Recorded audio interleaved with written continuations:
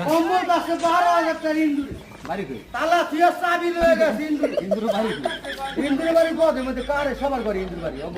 জমিটা কেমনে নিল ভাই?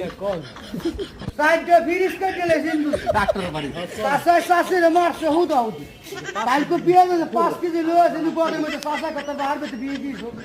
চাষিরে মারছে কাছে বাহার পেতে বাচ্চা বলা হুদা হুদি মারলো তাও দিলে গ্যারান্টি 24 ঘন্টা ভালো হয় তাও হাঁস মুরগি বেড়ামি লিখা ভালো না 2 ফুটা খাওয়াবে আর মরে গেলে 5 ফুটা খাওয়াই দিবি মহিলা গেলে হ্যাঁ যেটা আধা মরে 5 ফুটা খাওয়াই দিবি ওই যে